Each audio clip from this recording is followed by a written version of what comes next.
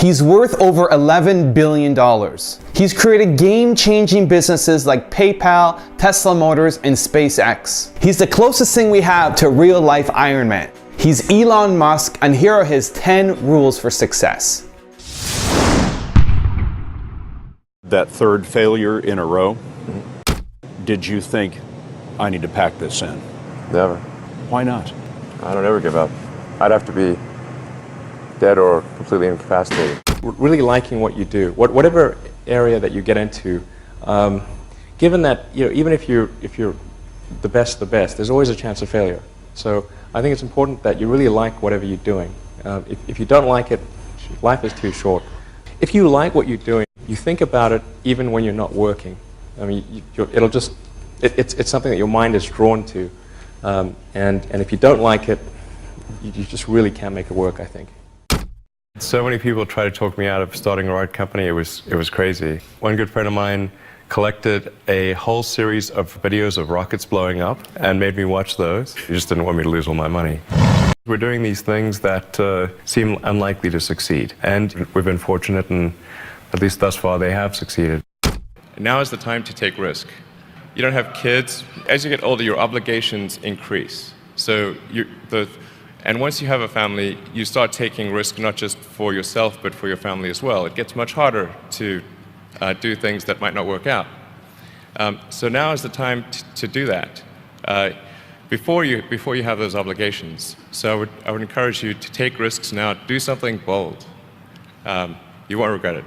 How did you figure you were going to start a car company and be successful at it? Well, I didn't really think Tesla would be successful. I thought we would most likely fail.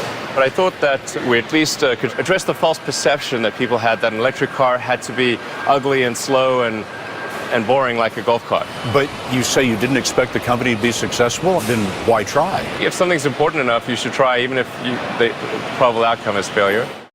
Focus on signal over noise.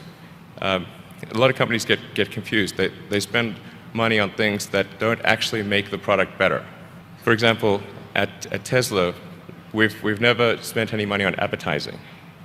We put all of the money into R&D and manufacturing and design to try to make the car as good as possible.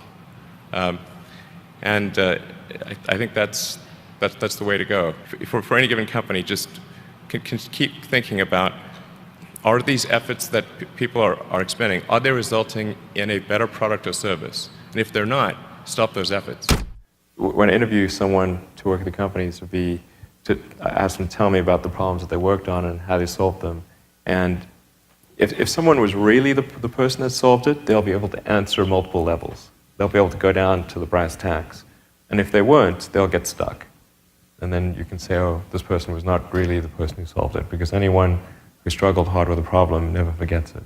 If you're creating a company or if you're joining a company, the most important thing is to attract great people. So either join a group that's amazing, that you really respect, or if you're building a company, you've got to gather great people. I mean, all a company is a group of people that have gathered together to create a product or service. And so depending upon how talented and hardworking that group is, and the degree to which they are focused cohesively in a good direction, that will determine the success of the company. So do everything you can to gather great people if you're creating a company.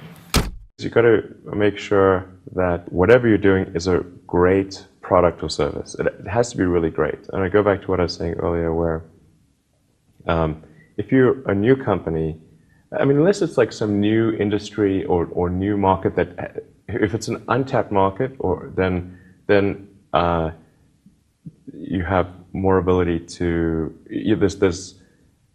the standard is lower for your product or service. But if you're entering anything where there's an existing marketplace against large entrenched competitors, then your product or service needs to be much better than theirs. It can't be a little bit better, because then you put yourself in the shoes of the consumer, and they say, why would you buy it as a consumer? You're always going to buy the trusted brand unless there's a big difference. So a lot of times, entrepreneur will come up with something which is only slightly better. And it can't just be slightly better. It's got to be a lot better. Depending upon how well you want to do, and particularly if you're starting a company, you need to work super hard. So what does super hard mean? Well, when my brother and I were starting our first company, instead of getting an apartment, we just rented a small office and we slept on the couch. And we showered at the YMCA, and we're so hot up we had one computer, so the website was up during the day, and I was coding at night, 7 days a week, all the time. And I sort of briefly had a girlfriend in that period, and in order to be with me, she had to sleep in the office. So work hard, like, I mean, every waking hour. That's the thing I would say, particularly if you're starting a company. And I mean, if you do simple math, say like, okay, if somebody else is working 50 hours and you're working 100, you'll get twice as much done in the course of a year as the other company.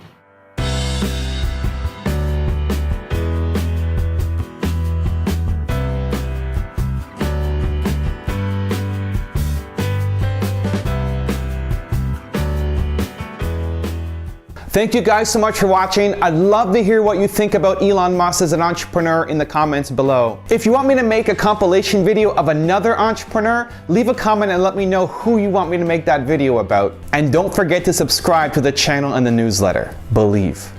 Thank you guys so much for watching. I'll see you soon.